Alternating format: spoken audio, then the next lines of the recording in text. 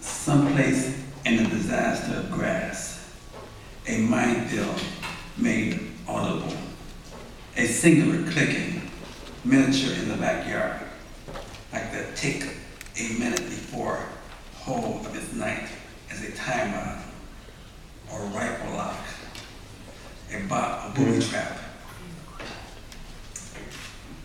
That's it.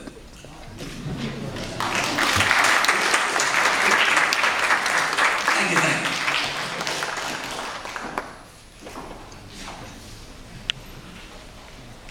We're sharing books here. I've got to find my poem. Am I close enough? I'm not. Am I tall enough? I can't see that.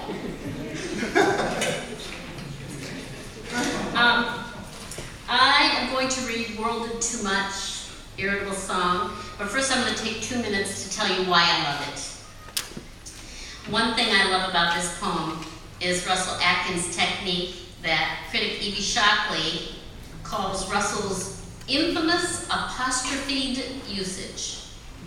I love the many apostrophe D and even apostrophe S's of this poem. Worlded, gusted, jousted, and my favorite, bared. As my grandparents used to say, there to be, hell to pay. Russell himself has written that his apostrophe D usage is one that, quote, strikes out simultaneously and three-dimensionally.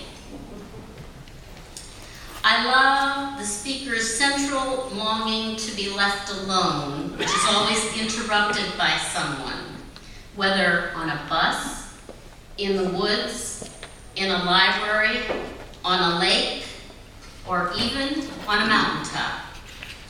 The poem's last image of the Tibetan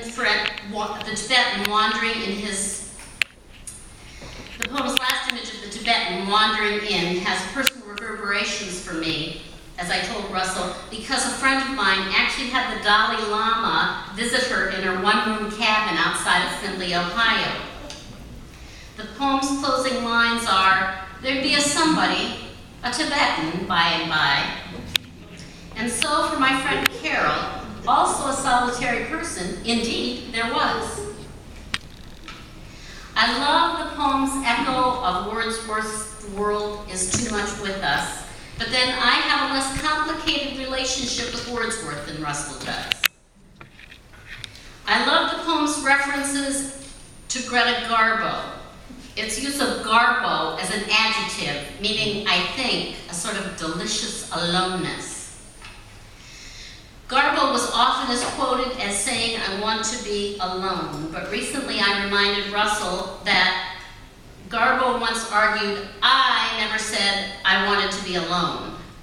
I want to be left alone. There is all the difference.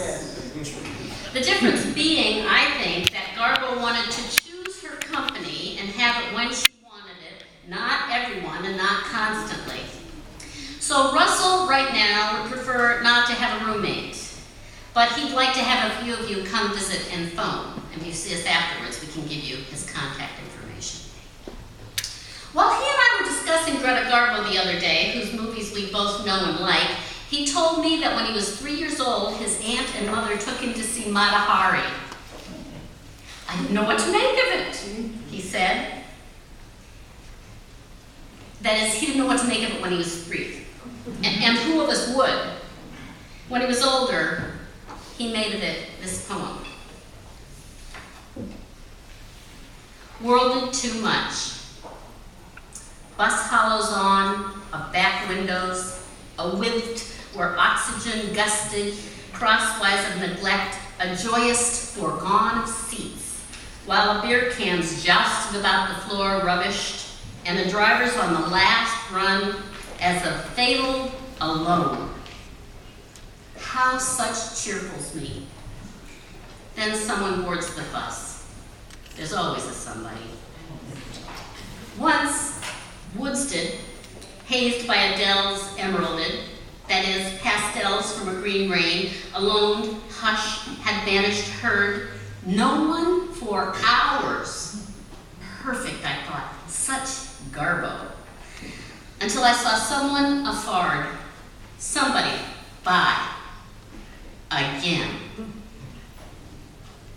cloister of a library's mum, the half-mute books rigided with what ceased held, and worlds away of noise was thrilled as shunned when another entered, sat, and when you know, somebody always. Even in dreamt yawns from a shore's escape, silenced in a noon's sequent shining, in a rowboat's bask, out on what enormous for a thirst beyond full of sky, until a motorboat's distance appeared. Always, always.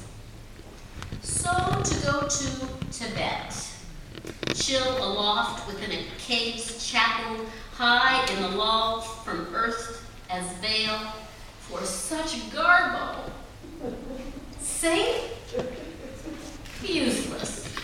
There'd be a somebody, a Tibetan, by and by.